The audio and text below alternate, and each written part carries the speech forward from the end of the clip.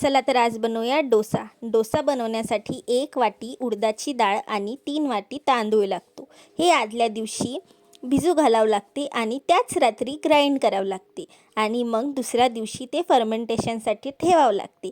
मग ते दुसऱ्या दिवशी फर्मेंटेशन झाल्यावर ते पीठ असं दिसते। बघा कसं दिसत आहे हे पीठ। याला छान फिरून फिरून घ्यायचं मस्तपैकी आणि तुम्ही थोड्या वेळानं बघू शकता, फिरवल्यावर तुम्हाला टेक्स्चर कळेल त्याचं। मग एका तव्यावर पाणी टाकून घ्यायचं थोडंसं शिंतोडा मारून, कारण की डोसा चिपकत नाही। डोसा चिपकायची पण एक टेक्निक आहे, म्हणजे डोसा चिपकला नाही पाहिजे यासाठी थोडंसं मीठ पहिले तव्यावर घ्यायचं, ते छान भाजून घेऊन काढून टाकायचं आणि मग ते पुसून घेतल्यावर त्यावर पाणी टाकायचं।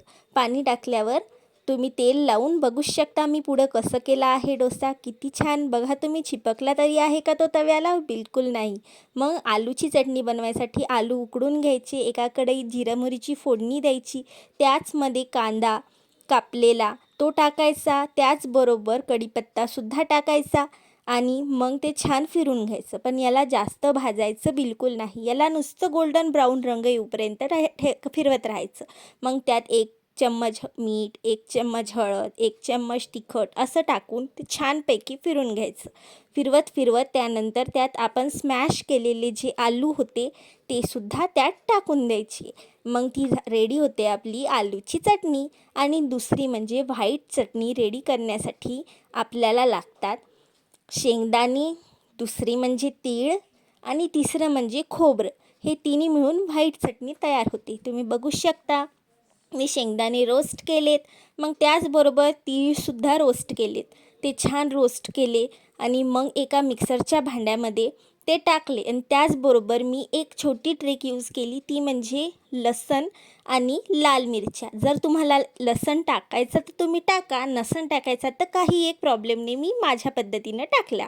तर लसण आणि लाल मिरच्या यासुद्धा त्याच मिक्सरमध्ये टाकून, मिक्सीच्या भांड्यामध्ये टाकून छानपैकी ग्राइंड करून घ्यायचं।